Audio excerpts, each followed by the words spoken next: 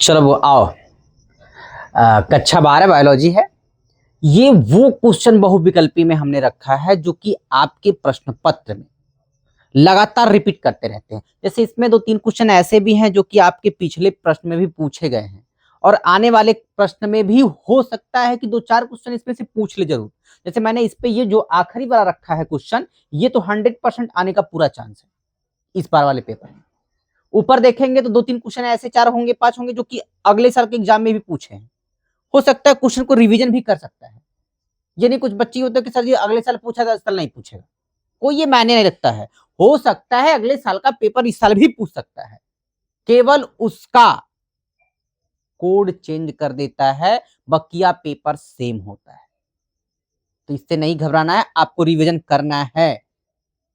ये नहीं कि पहले का पेपर तो उसको रिवीजन नहीं किए, नहीं, बिल्कुल नहीं। मैंने इस पे आज 10 क्वेश्चन बनाएंगे और इस 10 क्वेश्चन में से आपको 100% कम से कम 6 से 7 क्वेश्चन फंसेंगे। आप एग्जाम में बैठकर देख लीजिएगा। आए तो मैं पहले क्वेश्चन की तरफ चलता हूं। पहला क्वेश्चन मेरा कह रहा है कि लघु बीजाणुधानी के किस परत, क्वेश्चन है कि लघु बीजाणुधानी और किस परत पे पर्त की कोशिकाएं द्विकेंद्रीय होती हैं। पहले तो हम यहां जाने कि लघु बीजाणुधानी किसमें होता है, नरजायांक में या मादा जायांक में। तो ये सबको पता है कि ये किसमें होता है। हाँ, इस पे चर्चा नहीं करेंगे, ये मालूम सभी को है कि लघु बीजाणु जनन जो है वो किसमें होता है। अब आगे थोड़ा सा बढ़ेंगे, अगर नहीं आपको समझ में आएगा तो आप इस पे कमेंट कर देंगे, मैं उसको बता दूंगा, लेकिन फिलहाल अभी मैं नहीं बताऊंगा। किस परत की कोशिकाएं द्विकेंद्रीय होती हैं। पूछ रहा है कि किस परत कोशिकाएं द्विकेंद्रीय होता है। हमने विकल्प आपके सामने रखा, अब विकल्प ही पढ़ेंगे, उसके बाद क्वेश्चन को टच करते रहेंगे हम लोग। सबसे पहले कहा कि बाह्य त्वचा, यानी कि बाहर बाहर की जो त्वचाएं होती हैं का उसकी कोशिकाएं द्विकेंद्रीय होती हैं किसके अंतर्गत, लघु बीजाणुधानी के अंतर्गत। अगर है तो भाई टिक करते हैं। अब वैसे भी बाह्य त्वचा जो होता है लघु बीजाणु के अंतर्गत कोशिका, तो ये पहले रॉन्ग आंसर, ये होगा नहीं करेगा। सेकंड पार्ट, अंतर क्या देख रहा है, देखो अंतस्थी स्तंथियम, यानी कि वह कोशिका जो अंतःक्रिया के अंतर्गत आती हो, यानी कि अंदर अंदर, क्या उसमें कोशिकाएं द्विकेंद्रीय होती हैं लघु बीजाणुधानी में। अंदर की बात कर दिया ऑलरेडी, ये भी क्वेश्चन आपका नहीं हो, ना तो ये बाहर होगा और नहीं ये अंदर होगा, ना ये बाहर होगा नहीं अंदर होगा। और तीसरा कह रहा है कि मध्य यानी कि बीच में, मध्य यानी बीच, मध्य पर, ये भी नहीं होगा क्योंकि अंदर भी नहीं होगा बाहर भी नहीं होगा और मध्य पे पर भी नहीं होगा। ये होगा किस पे, टेपिटम पे होगा। किस पे होगा, टेपिटम पे होगा, क्योंकि लघु बीजाणुधानी की बात कर रहा है। तो लघु बीजाणुधानी में टेपिटम होता है जो कोशिका के द्विकेंद्रकीय में होता है, न तो ये बात त्वचा पे होता है, ना अंतर सीमित होता है, और नहीं ये मध्य में होता किसमें है, टेपिटम पे। क्वेश्चन नंबर पे टिक करेंगे डी वाले को, इस पे टिक करेंगे डी वाले को। अगर क्वेश्चन आपको नहीं समझ में आता है तो आप उसको 1 से 2 बार रिपीट कर दें, मैक्सिमम कम से कम 1 से 2 बार आप रिपीट जरूर करें, समय को ध्यान में रखते हुए। अभी कल ही आपका एग्जाम होने वाला है, यही बात ध्यान है। आ गए हैं दूसरे नंबर पे, क्या कि लक्षणों की वंशागति संबंधित मेंडल के परिमाणों की पुनः खोज की थी। कह रहा जो हमारा लक्षण है, वंशागति जो लक्षण है, पहले सबसे शुरुआती वीडियो मैंने डाला था वंशागति का आनुवंशिक आधार, वंशागति का आणविक आधार, उसमें मैंने बताया भी था। और आज उसी से एक क्वेश्चन मैंने इस पर रख दिया कि लक्षणों की वंशागति संबंधित मेंटल के परिमाणों की पुनः खोज। कह रहा कि जो वंशागति का लक्षण है, इससे संबंधित मेंटल की जो परिणाम है उनके पुनः खोज की थी। अब कौन कौन ऐसे वैज्ञानिक थे जो मेंटल के वंशागति के संबंध में पुनः खोज की थी। मैंने इस पे वैज्ञानिक के नाम भी दिया। पहला वैज्ञानिक का नाम मैंने दिया था डी ब्रिज ने। क्या डी ब्रिज ने मेंटल के इस सिद्धांत के बारे में उन्होंने पुनः खोज की थी, अब नहीं पता। फिर दूसरा का है कारेंस ने। क्या इन्होंने वंशागति के जो मेंटल का आधार था उन्होंने पुनः खोजा था? तो नहीं पता। फिर अगला क्वेश्चन देखते हैं, वान शेरमार्क, वान शेरमार्क, क्या इन्होंने उनके वंशागति के वांशिक आधार पर खोज की थी? तो ये भी नहीं पता। अब आखिरी विकल्प है उपर्युक्त सभी। हाँ, क्योंकि इन्होंने भी, डिब्रिज ने भी खोजा था उनके सिद्धांत को, कैरेंस ने भी खोजा था और वान शेरमार्क ने भी खोजा था उनके सिद्धांत। किसके? मेंटल के परिणामों की पुनः खोज में इन तीनों लोग का शागदार था, इन तीनों लोग था। यानी कि क्वेश्चन नंबर मेरा कौन सा सही होगा? डी वाला, उपर्युक्त ये सभी लोग शामिल थे उसमें, सभी लोग ने उनके खोज का पुनः खोज किया था। देखिए ये सब क्वेश्चन जो मैंने अभी दो बताया, ये सब आपके पिछले सत्र में पूछे गए थे, उससे पिछले वाले सत्र में भी पूछे गए हैं। आइए 3 नंबर पे चलते हैं। निम्न में से कौन सा एक सहभोजिता का उदाहरण, देखिए एकदम सहभोजिता का उदाहरण पूछ रहा है। किसका उदाहरण पूछा है? सहभोजिता का। अब सहभोजिता का उदाहरण है कौन कौन देखते हैं। अधिपादप, अधिपादप, हाँ अधिपादप सहभोजिता का उदाहरण है, क्योंकि जो सहभोजिता होता है अधिक से अधिक पादपों में देखा जाता है। लाइकेन ये भी उदाहरण है उसका, लाइकेन में भी होता है सहभोजिता। और कह रहा है कि कवक मूल, हाँ कवक मूल में भी सहभोजिता होता है। अब आखिरी उपर्युक्त सभी, तो मेरा विकल्प नंबर डी सही होगा, क्योंकि अधिपादप में भी होता है, लाइकेन में भी होता है और कवक मूल में भी होता है सहभोजिता। ये सब तीनों इनके उदाहरण है, इसलिए हम टिक करेंगे उपयुक्त सभी पे। आइए 4 नंबर को देख लीजिए थोड़ा सा। कह रहा प्रोटीन संश्लेषण के प्रारंभ हेतु प्रारंभिक प्रकूट है। हाय देखिए क्वेश्चन पूछ रहा है कि प्रोटीन संश्लेषण के प्रारंभ, किसके? प्रोटीन संश्लेषण के प्रारंभ हेतु प्रारंभिक प्रतिकूट पूछ दिया है, प्रकूट पूछा है, आपको प्रकूट का जवाब देना। किसमें होता है? AUG में होता है या UAG में होता है या UGA में होता है या UAA में होता है। अपने स्ट्रक्चर जब बनाएंगे उसमें तो दिया रहता है और समझाया जाता है स्ट्रक्चर से, तो उसमें जब आप जाएंगे तो आपको उसमें दिया रहेगा कि AUG जो है वो आपके प्रोटीन संश्लेषण के प्रारंभ हेतु प्रारंभिक प्रकूट है, यानी इसका विकल्प नंबर ए सही होगा, विकल्प नंबर ए सही।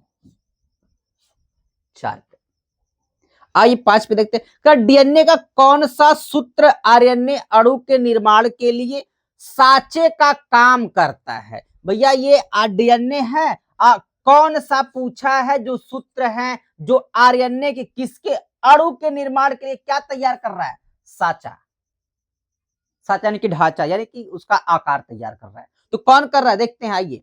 कह रहा है कि ए गिब्स 3, या कह रहा है कि कुटलेखन सूत्र कह रहा है, या 3 कुटलेखन सूत्र 5 यानी 5 कह रहा है, या दोनों कह रहा है।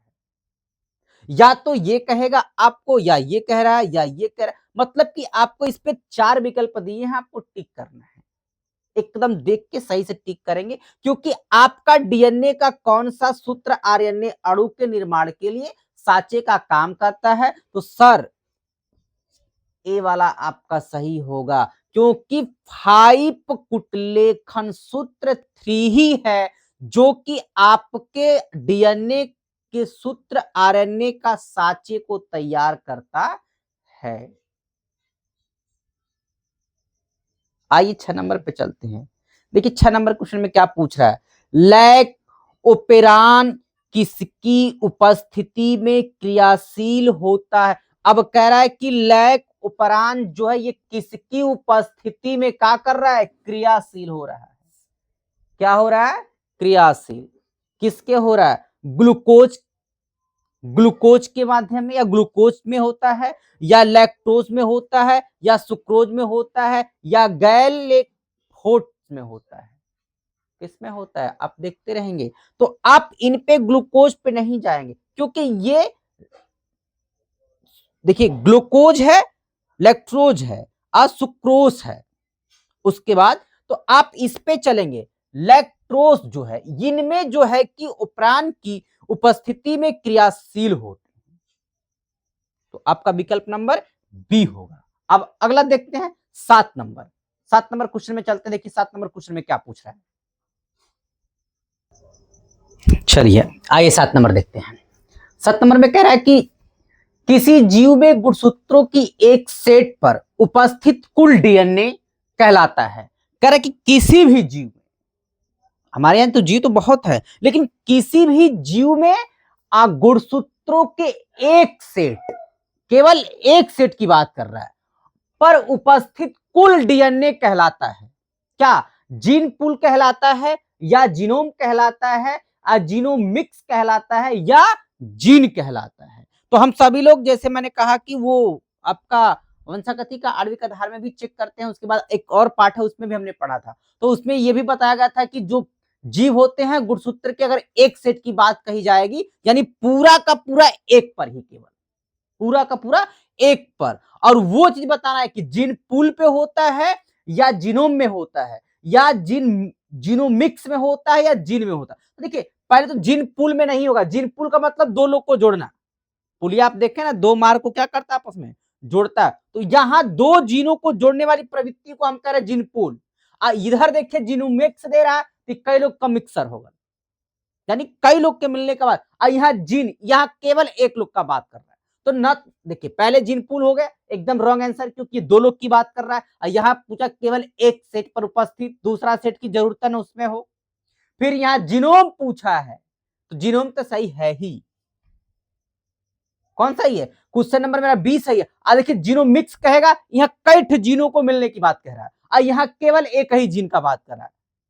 तो क्वेश्चन को हम पढ़ते रहेंगे, उसके हिसाब से आंसर देंगे आप। आपका आंसर एकदम, जैसे कहा ना कि किसी जीव में गुणसूत्रों के एक सेट, केवल एक सेट, उसमें किसी की साझेदारी या ना भागीदारी होवे ना करे, सिंपल केवल केवल अकेला वो होना चाहिए।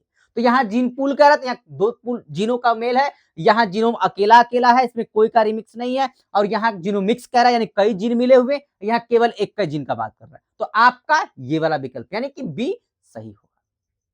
नीचे देखते हैं 8 नंबर, देखो कह रहा है कि मानव जीनोम परियोजना के संबंध में निम्नलिखित में से कौन सा कथन गलत है? यहां पूछा है कि मानव जीनोम की जो परियोजना है उसके संबंध में, जो मानव होता है उसके जीनोम परियोजना के संबंध में निम्नलिखित में से कौन सा कथन गलत है, यानी कि वो परियोजना बताना है जो मानव के अंतर्गत नहीं है, मानव जीनोम के परियोजना के अंतर्गत नहीं है। आइए पहला नंबर देखते हैं। कह रहा है कि इस वर्ष 1990 में प्रारंभ किया गया था, और इस महापरियोजना कहा गया, और इसे महापरियोजना कहा गया। ये बिल्कुल सही है, ये क्वेश्चन सही है, ये एकदम सही है बिल्कुल, लेकिन अभी टिक नहीं करेंगे इसको, खाली ये इसके संदर्भ में कहा गया है, लेकिन क्वेश्चन क्या पूछा है कि इसके संदर्भ में नहीं कहा गया हो, लेकिन ये बात इसमें कही गई है, इसलिए इसको हम टिक नहीं करेंगे। 2 नंबर, परियोजना की कुल अनुमानित लागत 9 बिलियन अमेरिकी डॉलर आई की गई। सही बात है, जब परियोजना स्टार्ट हुआ था तो उसमें जितनी लागत लगी थी वो 9 मिलियन थी अमेरिकन डॉलर में, यानी अमेरिके के पैसे यानी मुद्रा के हिसाब से ये लागत उसमें आई गई थी। ये भी बात इनके अंतर्गत कही गई है, इसलिए ये सही है, ना कि इसके अंतर्गत ये गलत है, ये कथन भी सही है। अब आइए दूसरा देखते हैं। कह रहा है कि इसका उद्देश्य मानव डीएनए में सभी 2000 या 2005 यानी कि 2500 जीनोम की पहचान करना था। सही बात है, ये भी इन्हीं के अंतर्गत कहा गया था कि आप या तो 20,000 या 25,000 जीनोम की पहचान करा सकते हैं। ये बात इनके अंतर्गत सही है। नेक्स्ट देखते हैं डी वाला विकल्प। डी वाला कह रहा है कि मानव जीनोम में लगभग 6 गुणे 10 के घाते -9 बीपी होते हैं। बिल्कुल गलत, 9 नहीं होते हैं, ये 10 होते हैं, 9 नहीं 10 होते हैं, इसलिए विकल्प मेरा ये वाला सही है, ये इनके अंतर्गत नहीं है, विकल्प नंबर गलत, डी ही सही है। आते हैं 9 नंबर पे। 9 नंबर क्या कहा है, मानव के गुणसूत्र एक के क्षार युग्मकों के निर्धारण के पूर्ण होने की घोषणा किस सन में की गई थी। देखो कह रहा ना कि जो मानव है उनका गुणसूत्र एक क्षार वाला जो युग्मक है और इनके निर्धारण के पूर्ण होने की का घोषणा पूछा है किस सन में की गई थी। 2006 में की गई थी, 2005 में की गई थी, 2011 में की गई थी, 2001 में। इस बार इस क्वेश्चन को पक्का पूछेगा, जिस हिसाब से क्वेश्चन है इस बार इसको पक्का पूछेगा। तो देखिए 2006 में की गई थी। क्या मानव के गुणसूत्र एक के क्षार युग्मक के निर्धारण की पूर्ण होने की घोषणा किस सन में की गई? तो आप लिखेंगे 2006 में की गई थी। अब तक उसके बाद कोई ऐसी घोषणा नहीं की गई है 2006 के बाद तक। नीचे देखते हैं आखिरी वाला, अधिकतम एवं न्यूनतम जीनोम की संख्या वाले मानव गुणसूत्र क्रमशः हैं। कह रहा अधिकतम और न्यूनतम यानी अधिक से अधिक और कम से कम क्या गुणसूत्र वाले मानव की क्रमशः संख्या है। तो क्या है, देखिए कह रहा गुणसूत्र 21 गुणसूत्र वायु, बिल्कुल गलत है। 21 ना 22 रहे के चाहिए, इतना सही गलत है। इसको हम टच नहीं करेंगे, छोड़ देंगे इसको। आइए बी देखते हैं। बी कह रहा गुणसूत्र संख्या 1 एवं x। अच्छा ये बताओ कि 1x रहेगा तो कोई उससे सहमत है, x से कोई नहीं सहमत है। अब ये क्या दर्शाता है सबको पता है, इसलिए लोग सहमत इससे नहीं है। इसको भी गलत, हम नहीं इसको टच करेंगे। अब कह रहा गुणसूत्र 1 एवं y, 1y ही सही है क्योंकि y के तरफ सभी लोग आकर्षित हैं। y क्या दर्शाता है ये देख लीजिए आप। यहां कह रहा है गुणसूत्र x एवं y, ये नर्मदा का पहचान बताता है। तो मेरा विकल्प नंबर कौन सा सही है, सी वाला क्वेश्चन का। चलो ठीक है, आज के लिए इतना ही थी, फिर मिलेंगे कल। यदि वीडियो आपको अच्छा लग रहा है तो लाइक करें और जो नहीं समझ में आता है तो आप कमेंट कर दें। चैनल को सब्सक्राइब करते रहें। फिर अगले बार मिलते हैं अगले वीडियो में।